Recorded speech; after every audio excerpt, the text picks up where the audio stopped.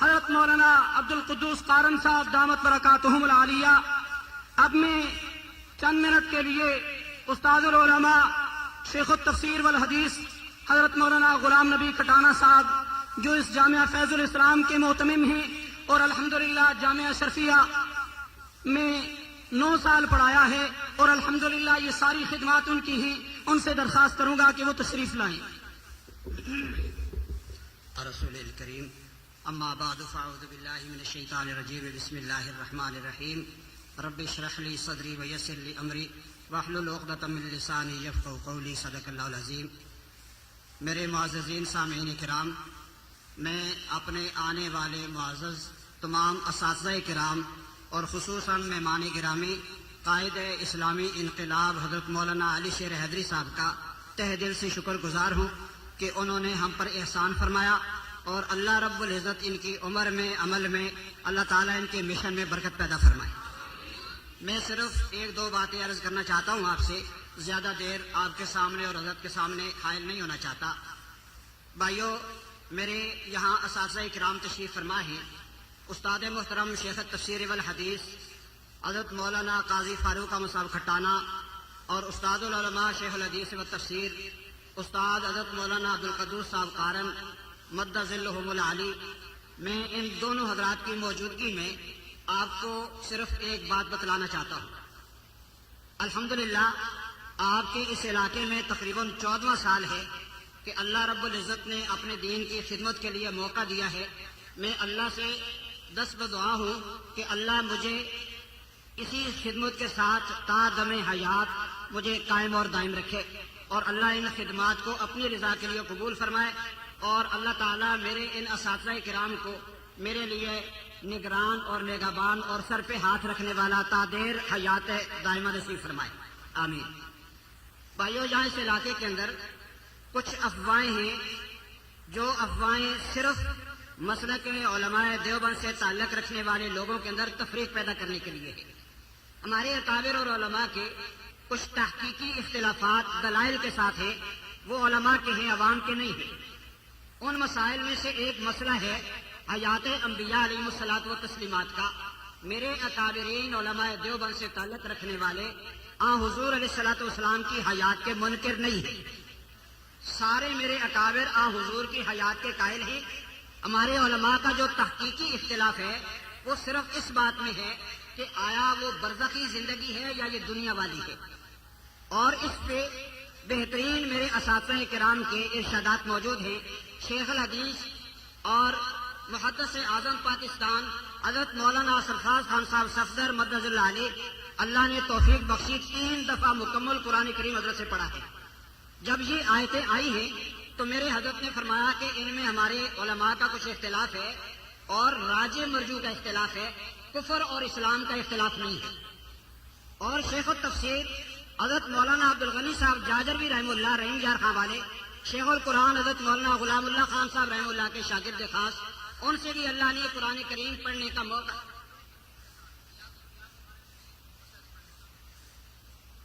تو حضور علیہ الصلوۃ والسلام کی حیات کے بارے میں مولانا عبد الغنی صاحب جاجروی رحمہ اللہ نے بھی یہ ارشاد فرمایا کہ یہ علماء کا مسئلہ ہے اور تحقیقی مسئلہ ہے.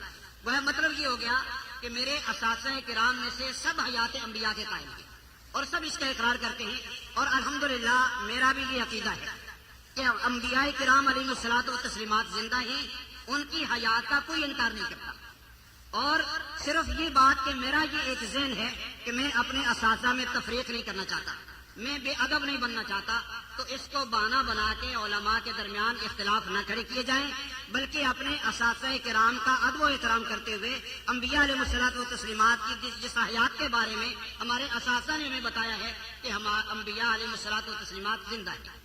یہ جو الزام ہے، کبھی کہہ دیتے ہیں جی یہ کھٹانہ تلونڈی میں معتزلی آ گیا ہے، کبھی کہتے ہیں عذاب قبر کا منکر ہے. حاشا وکلا، عذاب قبر کا منکر ہے میرے اساتذہ بیٹھے ہیں. عذاب قبر کا منکر کافر ہوتا ہے، اور الحمدللہ ہم عذاب قبر کے بھی قائل ہیں جو ہمارے اساتذہ کی تحقیق ہے. آپ کو اگر شبہ ہو تو آپ تفاسیر دیکھیں، مولانا مفتی محمد شفیع صاحب رحمہ اللہ حضرت تھانوی رحم اللہ، علامہ عثمانی شبیر احمد صاحب عثمانی رحم اللہ، فتاوی میں کفایت المفتی، فتاوی دارالعلوم دیوبند، یہ سارے الحمدللہ ہم آیات انبیاء علیہ الصلوۃ والتسلیم کے قائل ہیں. یہ ہم پر الزام ہے اور جھوٹا الزام ہے، اور صرف یہ ہمارے پیٹ کا اختلاف ہے. میں اس بات کی اپنے اساتذہ کے سامنے وضاحت کرنا چاہتا تھا کہ اللہ رب العزت نے انبیاء شہداء کو جو خاص حیات بخشی ہے، میں اس کا قائل ہوں. میں زیادہ دیر آپ کے سامنے حائل نہیں ہونا چاہتا. اللہ سے دعا ہے کہ اللہ ہمیں اپنے دین کے لیے قبول فرمائے اور خدمت دین کے لیے مرتے دم تک جو ہے وہ قائم اور دائم فرمائے. اللہ تعالیٰ ان اساتذہ کا دست شفقت میرے سر پہ ہمیشہ رکھے. اللہ سے دعا ہے کہ اللہ ہم سب کو اپنے دین کے لیے قبول فرمائے.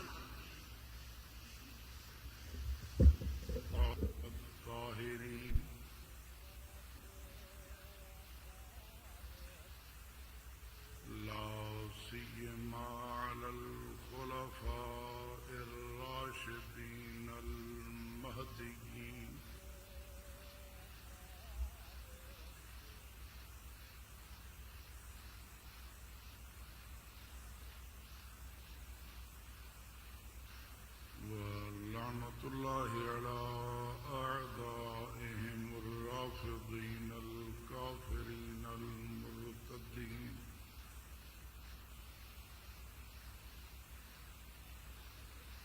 أما بعد فأعوذ بالله من الشيطان الرجيم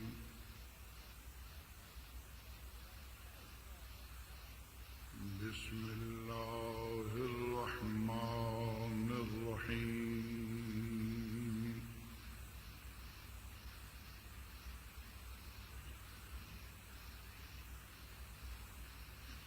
ما كان محمد أبا أحد من الرجال ولكن رسول الله وخاتم النبيين وكان الله بكل شيء عليما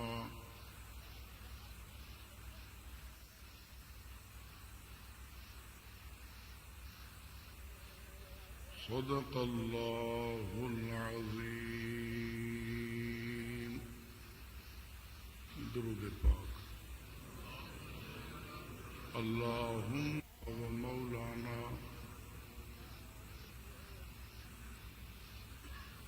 محمد النبي الأمي وعلى آله وصحبه وبارك وسلم عدد كل معلوم لك دائما أبدا أبدا.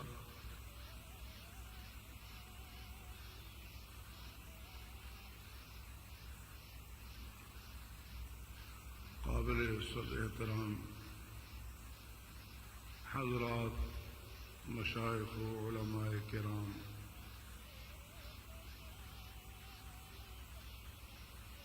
اللہ تعالیٰ کا لاکھ لاکھ احسان ہے جس نے ہمیں حضرت محمد الرسول اللہ صلی اللہ علیہ وسلم کا امتی بنایا اور اتنے سینکڑوں برس کہ آج 1430 ہجری ہے، سینکڑوں برس گزرنے کے بعد بھی ہم تک حرف بحرف صحیح دین پہنچایا اور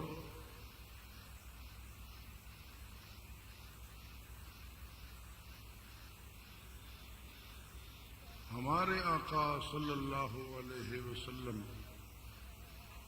کو خاتم النبیین بنایا. اس لیے قیامت تک اس دین کی حفاظت کا ذمہ بھی خود ہی اٹھایا اور ذمہ خود لے کر سرکار اپنی سپاہ کو استعمال کرتی ہے.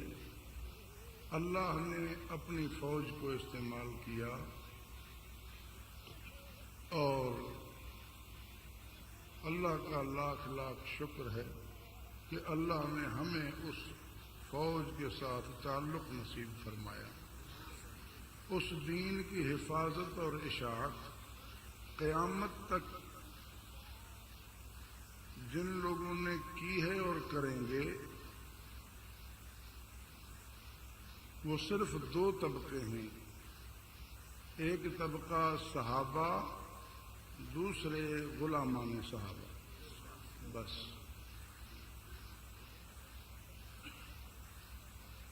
اور ان پر حملہ پورے دین پر حملہ ہے. ان کے مقام کی حفاظت پورے دین کی حفاظت ہے. پھر غلامان صحابہ میں اور صحابہ میں آپس میں کئی طبقات ہیں. مہاجرین میں بہت سارے طبقات ہیں اور غلامان صحابہ میں بھی بہت سارے طبقات ہیں. مہاجرین میں صحابہ میں مہاجرین انصار طبقے ہیں. اہل بدر، اہل بیعت الرضوان طبقے ہیں. عشرہ مبشرہ، خلفائے راشدین، اصحاب صفہ، الگ الگ طبقات ہیں. کسی کو ان میں سے یہ بھی فضیلت ہے کہ اس طبقے میں بھی شامل ہے، اس طبقے میں بھی شامل ہے. صحابہ میں بہت سارے طبقات ہیں. اسی طرح غلامان صحابہ میں بھی بہت سارے طبقات ہیں.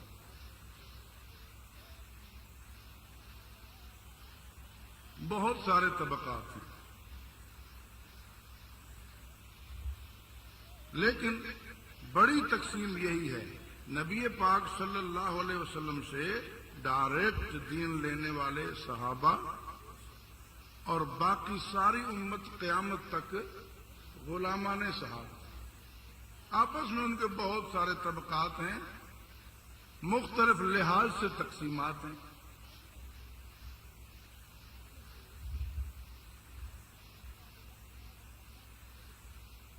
قرب سند کے لحاظ سے طبقات ہیں،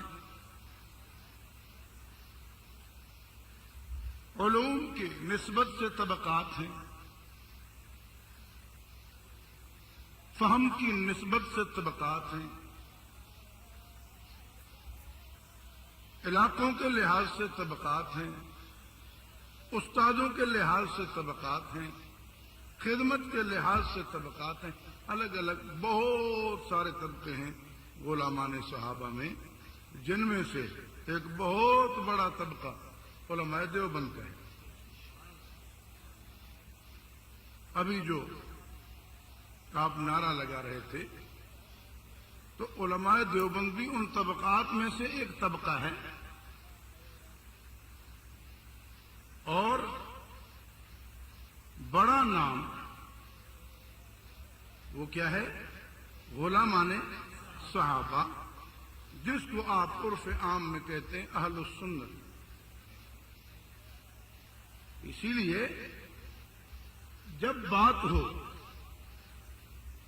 سرہند والوں کی تو سرہند والوں کا نعرہ، بات ہو دہلی والوں کی تو دہلی والوں کا نعرہ، بات ہو کوفے والوں کی تو کوفے والوں کا نعرہ، اور بات ہو ندوہ والوں کی تو ندوہ والوں کا نعرہ، اور بات ہو اگر دیوبند والوں کی تو دیوبند والوں کا نعرہ، بات ہو سہارنپور والوں کی تو سہارنپور والوں کا نعرہ، اور جب بات ہے سب کی تو علماء اہل سنت کا نعرہ.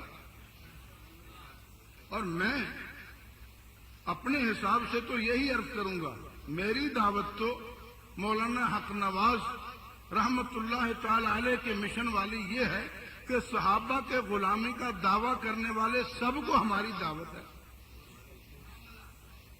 اس لیے میں تو یہ کہا کرتا ہوں کہ علماء دیوبند کی خدمات کا انکار تو کوئی کافر بھی نہیں کر سکتا، لیکن ہمارا نعرہ وہ ہونا چاہیے جس میں مکہ مدینہ کوفہ بصرہ بخارا سرہند نیشاپور سمیت اور آج تک کے علماء سب ہی شامل ہوں، جس میں سہارنپور بھی ہو، تھانہ بھون بھی ہو، جس میں لکھنؤ بھی ہو، جس میں دیوبند بھی ہو، سمجھ آ رہی ہے بات؟ جس میں دین پور بھی ہو، حالجی شریف بھی ہو، امروڈ شریف بھی ہو، جس میں سب ہی آ جائیں، وہ ہے علماء حق، علماء اہل سنت کا۔ اور میں یہ گزارش کیا کرتا ہوں کہ کم از کم اپنے اختلافات کی بات میرے سامنے نہ کیا کرو، اب بھی نہ ہوتی تو بہتر تھا، لیکن حضرت نے یہ تو کہہ دیا عوام کی بات نہیں، پھر عوام کے سامنے بات کر بھی دی۔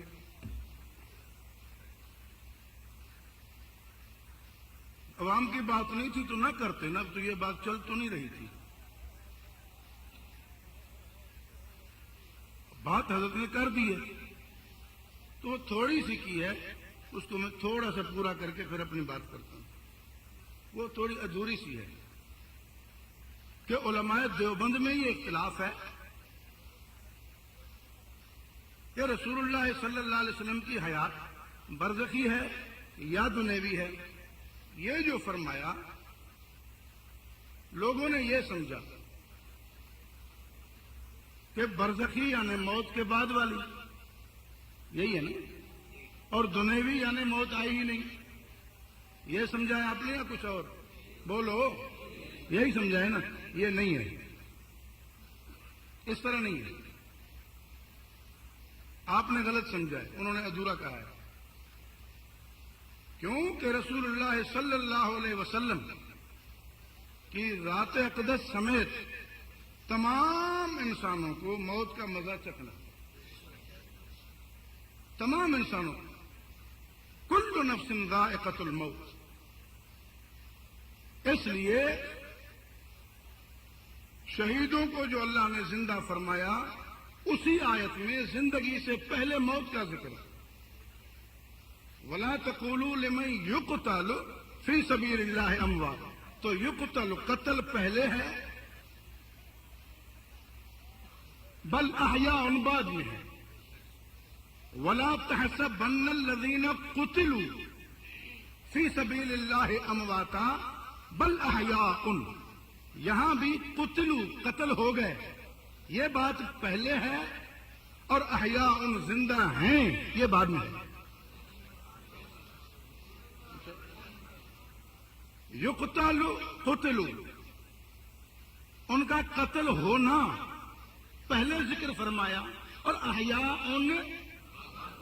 بعد میں ذکر فرمایا، تو دنیوی زندگی کی حد ہے اس موت تک۔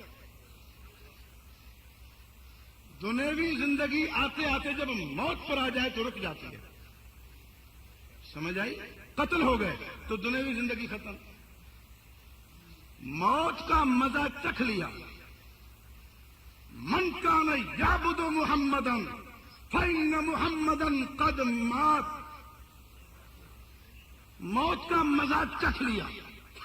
قتلوا، شہیدوں نے موت کا مزہ چکھ لیا۔ ان محمدا قد مات، رسول اللہ صلی اللہ علیہ وسلم نے موت کا مزہ چکھ لیا۔ اب یہ بات یہاں پوری ہو گئی، لیکن شہیدوں کے موت کو اللہ نے بیان فرمایا، قتلوا، اور رسول اللہ صلی اللہ علیہ وسلم کی رحلت کو جناب صدیق اکبر نے بیان فرمایا۔ یاد رکھیں، اگر کوئی کہے کہ نبی پاک صلی اللہ علیہ وسلم کی موت واقع ہو گئی، یہ قرآن سے ثابت کروں گا تو نہیں کر سکے گا۔ ہو گئی، ان کا میتن پڑے گا نا، اس کا معنی اگر یہ ہے کہ نعوذ باللہ آپ فوت ہو گئے تو پھر تو فوت ہونے کے بعد ہی آیت نازل ہوتی نا۔ جب یہ آیت نازل ہوئی ان کا میتن، تو آپ زندہ تھے یا نہیں؟ بولو، آیت کس پہ نازل ہوئی تھی؟ تو زندگی میں نا، تو ان کا میتن بھی سچی اور حضور بھی زندہ، اب اگر کوئی کہے بھئی اگر انک میتن پڑھتے ہو تو پھر زندہ کیسے؟ تو اسے یہی کہا جائے گا جب یہ آیت نازل ہوئی انک میتن، اس وقت آپ زندہ ہیں کہ نہیں؟ اور آیت بھی سچی ہے کہ نہیں؟ اس وقت اگر آپ بھی زندہ ہیں، آیت بھی سچی ہے، تو بعد میں بھی ہو سکتا ہے. سمجھ آئی بات؟ تو دنیوی زندگی کا بارڈر ہے موت چکھنے تک، ختم. اور موت کا منکر ہم مسلمان نہیں مانتے. رسول اللہ صلی اللہ علیہ وسلم سمیت ہر انسان کو موت کا مزہ چکھنا ہے. جو موت سے پہلے اٹھا لیا گیا اس دنیا سے، اس کو واپس کر کے موت کا مزہ چکھایا جائے گا. موت کا مزہ بہرحال چکھنا ہے، اور آپ صلی اللہ علیہ وسلم نے چکھ لیا. اب اس کے بعد یہ اختلاف کہ آپ کی زندگی دنیوی ہے یا برزخی ہے، اس کا یہ معنی نہیں ہے کہ موت آئی یا نہیں آئی. موت آ گئی، موت آ گئی. اب اگر کوئی دنیوی کہے گا تو اس معنی سے کہ روح مبارک کا تعلق اسی جسم مبارک سے ہے، جو دنیا میں تھا اسی جسم مبارک سے روح. وہی کہتے ہیں برزخی بھی، کہ وہ زندگی ہے کہاں، اس دنیا میں یا عالم برزخ میں؟ تو عالم برزخ میں ہے. یہ نہیں ہے کہ وہ کہتے ہیں دنیوی ہے، یہ کہتے ہیں برزخی ہے. یہ نہیں ہے، یہ نہیں ہے. وہی کہتے ہیں دنیوی یعنی دنیا والے جسم میں، اور برزخی یعنی ہے عالم برزخ میں. دو طبقے یوں نہیں ہیں کہ بعض کہیں دنیا والے جسم میں یعنی موت آئی ہی نہیں ہے، اور بعض کہیں کہ نہیں جناب موت آ گئی. یہ نہیں ہے. پاک علیہ السلام کا جو جسم مبارک دنیا میں تھا اسی جسم مبارک کے ساتھ روح کا تعلق ہے. اللہ نے اسی کو زندگی عطا فرمائی. جس طرح شہید کا جو جسم قتل ہوا وہی زندہ ہے. اگر قتل ہونے والا اور ہے، زندہ اور ہے، پھر تو کوئی بات نہ ہوئی. قرآن نے بیان یہی کیا ہے کہ جو قتل ہو گئے وہ زندہ ہے. تو جس نے موت کا مزہ چکھا وہ زندہ ہے. سمجھ آ رہی ہے بات؟ اور اس میں علماء دیوبند میں کوئی اختلاف نہیں. میں چیلنج سے کہتا ہوں، علماء دیوبند کا کیا معنی ہے؟ میں، تو، اس طرح. تو پھر آج اگر کوئی نیا مسئلہ نکالے وہ بھی کہیں گے علماء دیوبند میں اختلاف ہے. نہیں.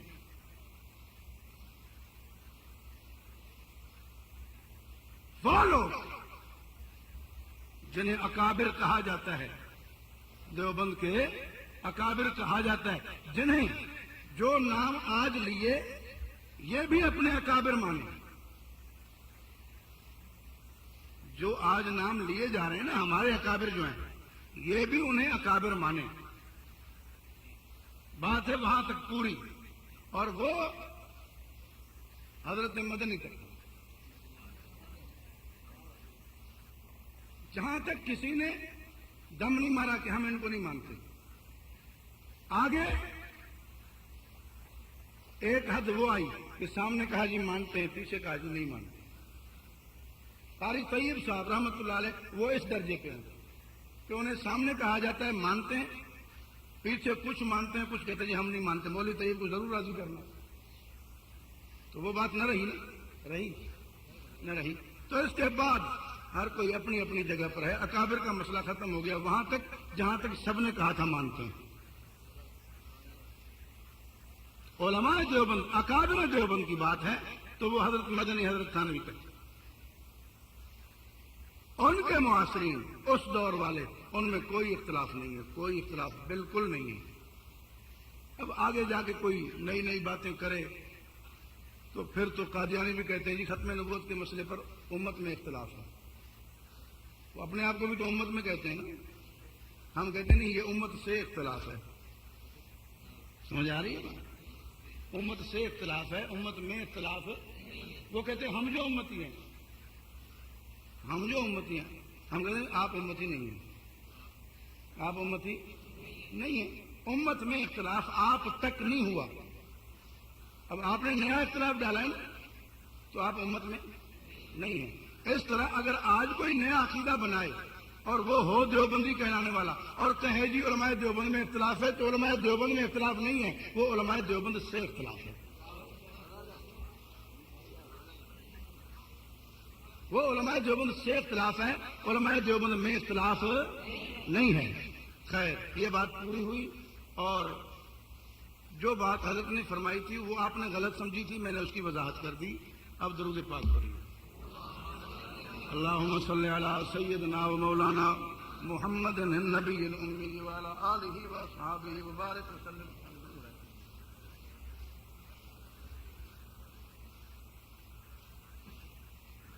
آج کا عنوان معلوم ہے آپ کو؟ قرآن و اشتہار میں عنوان یہی ہے، قرآن و سنت. قرآن و سنت. قرآن وہ کتاب جو اللہ نے رسول اللہ صلی اللہ علیہ وسلم کو عطا فرمائی، اور سنت اس پہ عمل کا طریقہ. سنت اس پہ عمل کا طریقہ، عمل کا راستہ، عمل کا نمونہ. رسول اللہ صلی اللہ علیہ وسلم پر جو کتاب اللہ نے نازل فرمائی اس کا نام کیا ہے؟ بولو. قرآن بھی، فرقان بھی. قرآن بھی.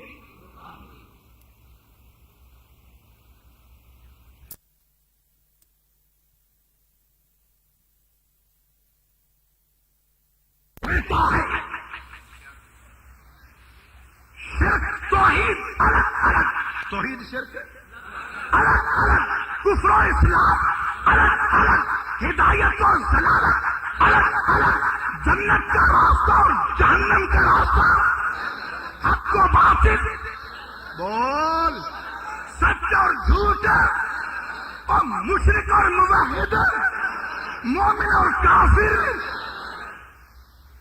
الگ الگ کرتا ہے. قرآن الگ کرنے کے لیے آیا اور تجھے اکٹھا کرنے کی فکر ہے. پاگل تو نہیں؟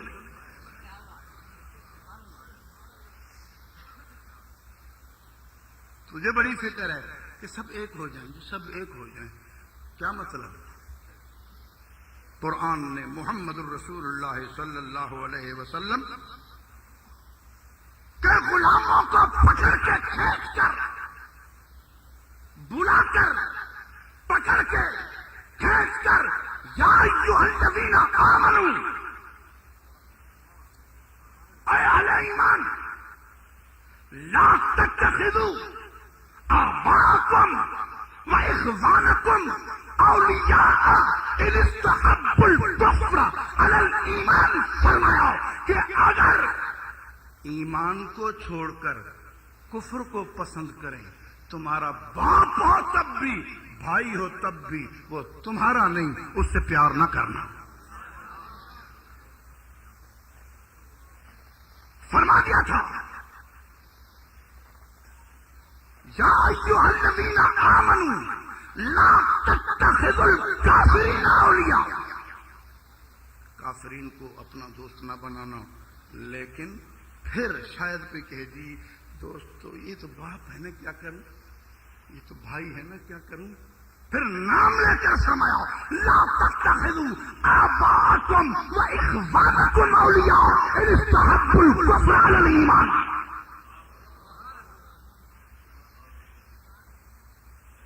اور قیامت تک کے لیے معیار دے دیا کہ جاؤ ڈھونڈو، لا تجد، نہیں پاؤ گے.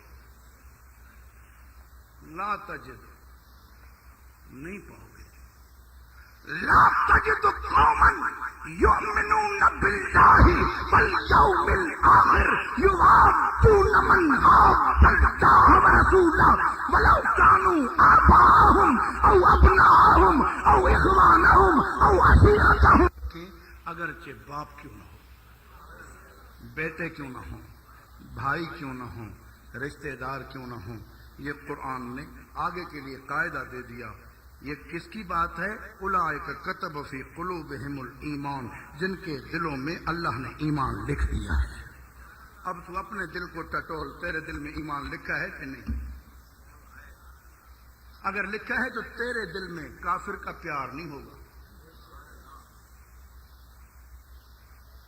پھر محمد الرسول اللہ صلی اللہ علیہ وسلم کی صحبت کا اثر ایمان ہے، اور محمد کی غلامی کا اثر ایمان ہے۔ اور پتہ ہے حضور کی معیت میں، حضور کی غلامی میں جو اثر ہوتا ہے نا، اللہ نے بھیجا ہی اس لیے، ورنہ صرف قرآن بھیج دیتا۔ فرشتے آ کر اندھیری رات میں اچانک روشنی ہو جاتی، فرشتے لے کر قرآن آ کے رکھ جاتے بڑی پہاڑی پہ، آؤ قرآن پڑھو، عمل کرو۔ رسول اللہ صلی اللہ علیہ وسلم کو بھیجا کہ آپ ان کے بیچ میں رہ کر اپنی صحبت کے فیض سے انہیں تیار کریں۔ تو رسول اللہ صلی اللہ علیہ وسلم کی فیض صحبت اثر ہے نا؟ بولو اثر کیا ہے؟ قرآن کریم نے بیان فرمایا، عمل یہ ہے کہ یتلو ساتھ رہے، ان میں جو صفات پیدا ہوئی یہ پیغمبر کا اثر ہے۔ وہ تلاوت کے بعد، تزکیہ کے بعد، تعلیم کے بعد اثر کیا ہوا؟ محمد الرسول اللہ والذین معہ اشداء علی الکفار رحماء بینہم تراہم رکعا سجدا یبتغون فضلا من اللہ ورضوانا۔ یہ پیغمبر کی صحبت کا اثر ہے، وہ پیغمبر کا عمل ہے۔ اور اس عمل کے ساتھ اثر کیا ہوا؟ والذین معہ، جو حضور کے ساتھ ہو گئے نا، ان پہ اشداء علی الکفار، کافروں پہ شدت، رحماء بینہم، آپس میں رحمت، تراہم رکعا یبتغون فضلا من اللہ ورضوانا، اخلاص نیت۔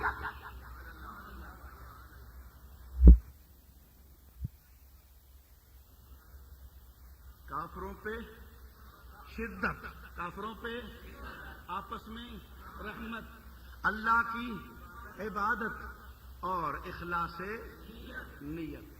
یہ اللہ نے رسول اللہ صلی اللہ علیہ وسلم کا فیض معیت بیان فرمایا۔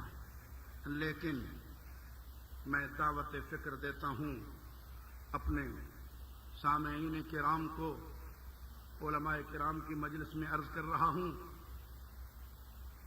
یہ اثر ترتیب وار بیان فرمایا گیا، لیکن سب سے پہلے کیا ہے؟ سب سے پہلے اشداء علی الکفار، پھر رحماء بینہم، پھر تراہم رکعا سجدا، پھر ہے یبتغون فضلا من اللہ ورضوانا۔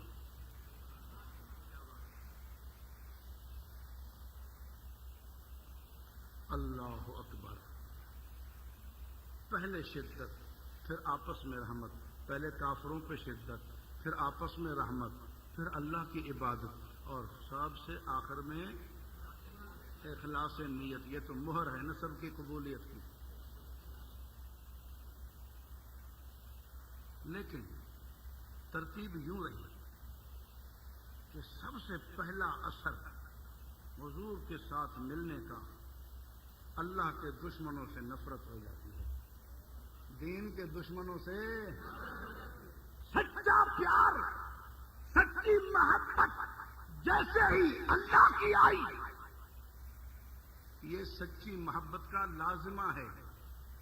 اس کا دوسرا نام غیرت ہے، اس کا دوسرا نام، اور یہ جو نفرت ہے، یہ جو شدت ہے، محبوب کے دشمن سے نفرت، اسی کا نام تو غیرت ہے۔ تو حضور کی معیت، حضور کی صحبت، حضور کے فیض، پہلا اثر غیرت ہے۔ پہلا اثر غیرت ہے. مومن بے عمل ہو سکتا ہے، بے غیرت نہیں ہوتا. اور آپس میں پیار ہوگا. اور جب سے کافروں پر سے شدت ختم کی نا، ادھر سے رخ موڑا، اب آپس میں لڑ رہے ہیں. سیاست پہ، زبان پہ، مال پہ، پتہ نہیں کتنے، حتیٰ کہ ہم یہاں تک لڑتے ہیں. عقیدہ تیرا میرا ایک، مذہب تیرا میرا ایک، جھنڈا تیرا میرا ایک، دستور تیرا میرا ایک، منشور تیرا میرا ایک، پڑھے ایک مدرسے سے، لیکن پھر بھی جھگڑا ہے کہ نہیں؟ جھگڑا کیا؟ میں حق پر ہوں، وہ کہتا ہے میں حق پر ہوں. ارے میاں تیرا عقیدہ الگ ہے. نہیں، عقیدہ وہی ہے، سب کچھ وہ ہے. ہاں یہ ہے مسئلہ کہ پیٹ الگ ہے. جو حضرت فرما رہے تھے نا پیٹ کا جھگڑا، وہ یہاں آتا ہے. نہ لڑو. اللہ ہمیں آپس کی لڑائیوں سے ہٹ کر کفر کے خلاف غیرت نصیب فرمائے. تو جناب میں نے آیت پڑھی کہ اللہ نے اپنے حبیب صلی اللہ علیہ وسلم کے لیے فرمایا کہ کسی مرد کے تم میں سے باپ نہیں ہے، لیکن پرواہ بھی نہیں، اللہ کے رسول ہیں. اور ان کے پروگرام کو سنبھالنا بیٹوں کا کام نہیں ہے، یہ بحیثیت رسول ہیں، ان کا مشن سنبھالنا امت کا کام ہے. ہاں رسولوں میں پھر ایسے نبی ہیں کہ قیامت تک کسی اور نبی کی ضرورت تو کیا ہوتی، گنجائش بھی نہیں ہے. ضرورت تو کیا ہوتی، گنجائش بھی نہیں ہے.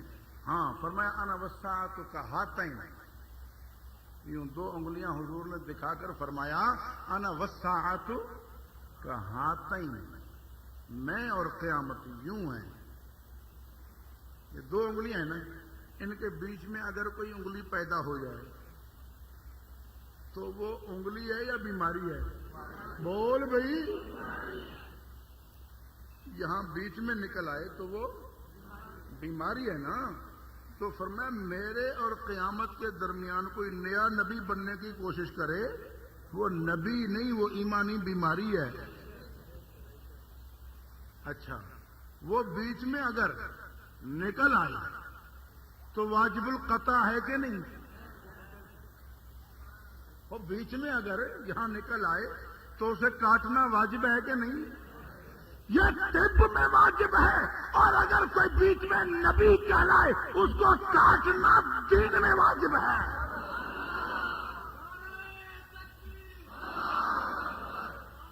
اب کوئی نیا نبی نہیں آنا. یا اللہ پھر یہ قیامت تک بات کیسے چلے گی؟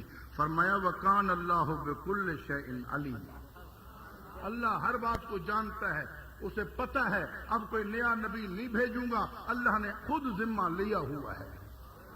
اب پوری دنیا میں پہنچانا بھی اللہ کے ذمے اور قیامت تک رکھنا بھی.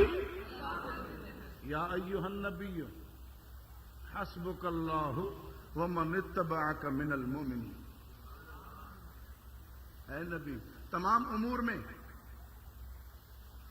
تیرے لیے اللہ کافی ہے، اور جو تیرے تابع دار ہیں نا یعنی مومنین، یہ کافی ہے. ما فوق الاسباب اللہ کافی ہے، ما تحت الاسباب مومنین کافی ہیں. یعنی ڈیوٹی لگانے کے لیے، توفیق دینے کے لیے اللہ کافی ہے، اور ڈیوٹی نبھانے کے لیے مومنین کافی ہے.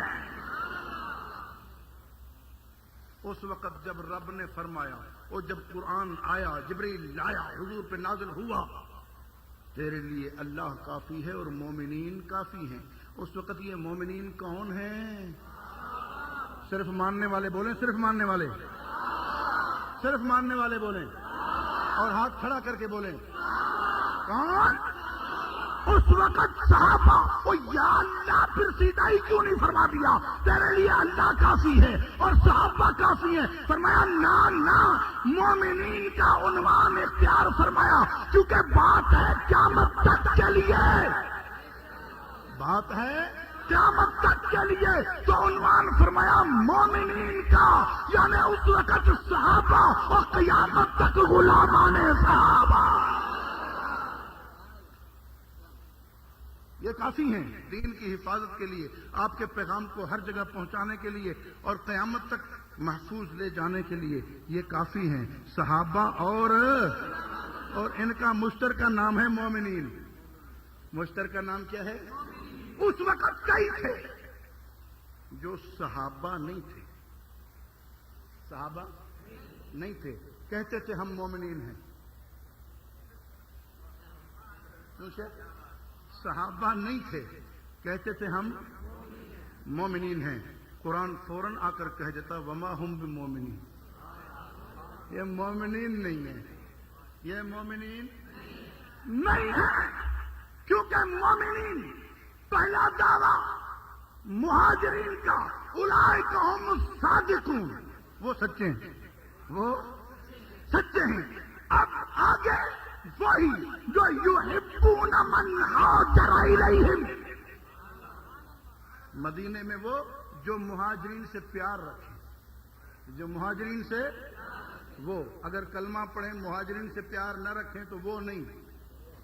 اور مہاجرین و انصار گزر گئے، پھر والذین جاؤوا من بعدہم، دور ہجرت ختم ہوا، ہجرت کے ساتھ نصرت آٹومیٹک پورا ہو گیا۔ والذین جاؤوا من بعدہم یقولون ربنا اغفر لنا ولاخواننا الذین سبقونا بالایمان، بعد میں وہ جو مہاجرین و انصار کے لیے دعا کریں، ایک ایک کا نام لے کر رضی اللہ عنہم، رضی اللہ عنہم، رضی اللہ، یہ کیا ہے؟ اور ان کے علاوہ، ان تین طبقوں کے علاوہ الم تر الی الذین نافقوا، یہ دیکھیں منافق، منافق کون ہوتا ہے؟ وہ کافر جو مومن کہلاتا ہے۔ منافق کون ہوتے ہیں؟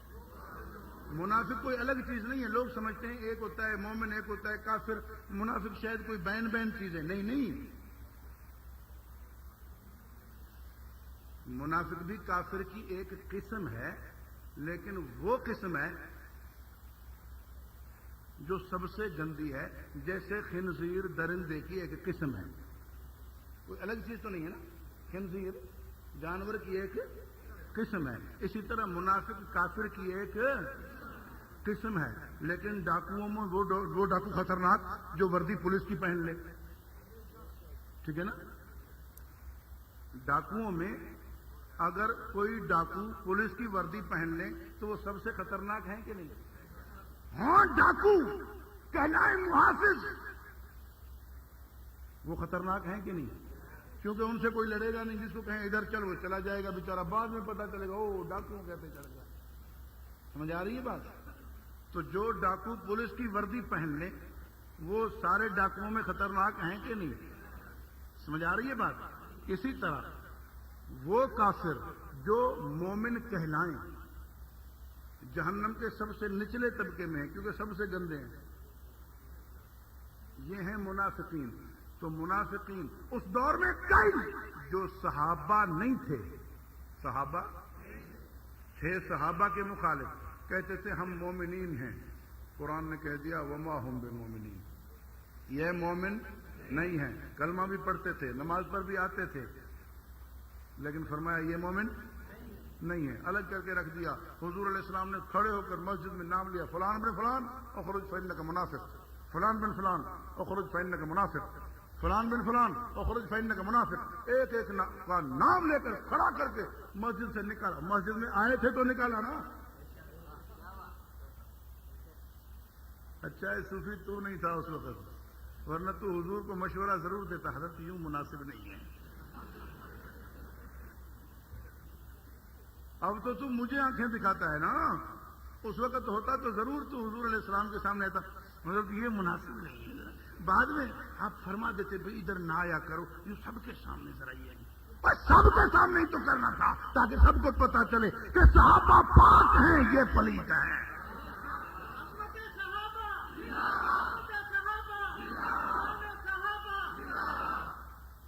تو اس وقت سچے مومنین تھے صحابہ، اور دوسرے صحابہ کے دشمن مومنین کہلاتے تھے لیکن مومنین۔ اسی طرح بعد میں قیامت تک دیندار وہ ہیں، مومن وہ ہیں جو صحابہ سے دین لینے والے، انہیں کہا جائے گا غلامان صحابہ، غلامان صحابہ۔ اس وقت جو صحابہ نہیں تھے وہ مومن نہیں تھے، آج جو غلامان صحابہ نہیں ہیں وہ مومن نہیں ہیں، اگرچہ کہتے رہے کہ مومنین، لیکن وما ہم بمومنین۔ سمجھ آ رہی ہے بات؟ وما ہم بمومنین۔ مومنین وہ ہیں اس دور میں جنہیں قرآن نے کہہ دیا اولئک ہم المومنون حقا، یہ سارا طبقہ مومن پکا، اور بعد میں جو اسی راستے پر آئے، اس راستے کو کہتے ہیں سنت۔ جس راستے پر رسول اللہ کے ساتھ صحابہ جا رہے ہیں، رسول اللہ کے ساتھ ما انا علیہ و صحابی، صرف ما انا علیہ نہیں فرمایا، جس پر میں ہوں صحابہ سمیت۔ اگر کہیں حضور اکیلے نظر آ جائیں نا وہ سنت نہیں ہے، سنبھل جائیو۔ اگر کہیں حضور اکیلے نظر آئیں اور صحابہ وہ کام نہیں کر رہے تو یوں نہ کہیو کہ صحابہ کو عشق نہیں تھا، ہمیں عشق ہے، ہم تابعداری کر رہے ہیں۔ نہیں نہیں، احتیاط کریو، تم سے بڑے عاشق وہ تھے۔ اگر کسی حدیث پہ ان کا عمل نہیں ہے تو سمجھو وہ نبی کے لیے مخصوص ہے یا منسوخ ہے یا کوئی عذر تھا، بہرحال امت کے لیے نہیں ہے۔ اگر امت کے لیے ہوتی تو صحابہ سب سے پہلے عمل کرتے۔ اس لیے اگر حضور کہیں اکیلے نظر آئیں تو وہ حدیث ہوگی، سنت نہیں ہوگی۔ نیند سے اٹھ کر حضور نماز پڑھا دیں تو حدیث ہوگی، سنت نہیں ہوگی۔ اگر رسول اللہ صلی اللہ علیہ وسلم 4 سے زیادہ بیویاں بیک وقت رکھیں تو حدیث ہے، سنت نہیں۔ سمجھ آ رہی ہے بات؟ اس لیے ہم آپ سے یہی عرض کرتے ہیں کہ حضور نے فرمایا علیکم بسنتی و سنت الخلفاء الراشدین۔ حدیث پڑھنے کی چیز ہے، عمل کی چیز سنت ہے۔ سمجھ آئی بات تھی قرآن و سنت۔ تو سنت الطریقۃ المسلوکۃ المرضیۃ فی باب الدین، وہ راستہ جو شارع عام ہے، شارع عام جس پر جماعت جا رہی ہے، افواجا یدخلون فی دین اللہ افواجا، یہ صحابہ جا رہے ہیں، پیچھے تابعین جا رہے ہیں، تبع تابعین جا رہے ہیں، اس وقت کے مومنین سے آج کے مومنین تک جو اس راستے پہ جا رہے ہیں، یہ ہے سنت۔ اب کوئی شاذ و نادر پگ ڈنڈی کہیں سے نکالے وہ سنت نہیں ہے۔ تو اس کے لیے آسان سا قاعدہ ہے میرے بھائیوں کہ سنت وہ ہے جو صحابہ سے ملے، دین وہ ہے، شریعت وہ ہے جو صحابہ سے ملے۔ کوئی بھی تمہارے سامنے کوئی چیز پیش کرے گی یہ دین ہے، بولو صحابہ سے ملی ہے۔ اگر صحابہ سے ملی ہے تو ٹھیک ہے، دین ہے، اور صحابہ سے نہیں ملی تو ادھر سے بند باندھا ہوا ہے۔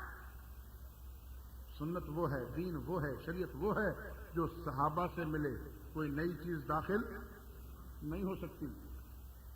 اور یہی الفاظ ذرا یوں بھی محفوظ کر لو، جو کچھ صحابہ سے ملے وہ دین ہے۔ پہلی بات میں نے کیا عرض کی؟ دین وہ ہے جو صحابہ سے ملے، شریعت وہ ہے، بولو بولو، سنت وہ ہے۔ اب اسی جملے کو یوں محفوظ کریں تاکہ دوسری طرف بند بن جائے، جو صحابہ سے ملے وہ سنت ہے، جو صحابہ سے ملے وہ شریعت ہے، جو صحابہ سے ملے وہ دین ہے۔ اب کوئی چیز اس میں سے نکل نہیں سکتی۔ دین وہ ہے جو صحابہ سے ملے. اب کوئی نئی چیز داخل نہیں ہو سکتی. جو صحابہ سے ملے وہ دین ہے. اس میں سے اب کچھ نکل نہیں سکتا. نہ کوئی عقیدہ نکل سکتا ہے نہ کوئی عمل نکل سکتا ہے. سمجھ آ رہی ہے بات؟ کوئی وہاں سے عقائد نکالنا چاہتے ہیں, کوئی وہاں سے اعمال نکالنا چاہتے ہیں. نہیں, صحابہ پہ پکے ہو جاؤ, صحابہ والے بن جاؤ. پھر مکے والے بھی وہ, مدینہ والے بھی وہ, ان کے پیچھے چلے آؤ. کوفے والے بھی یہ, بصرہ والے بھی یہ, دہلی والے بھی یہ, بخارا والے بھی یہ, نیشاپور والے بھی یہ, سرہند والے بھی یہ, دیوبند والے بھی یہ. صحابہ اور غلامان صحابہ, یہاں تمہیں دین محفوظ ملے گا. اللہ تبارک و تعالی ہم سب کو قرآن و سنت پہ, شریعت پہ عمل کرنے کی توفیق بخشے, اخلاص سے دین حق پہ قائم رکھے. وآخر دعوانا الحمدللہ رب العالمین.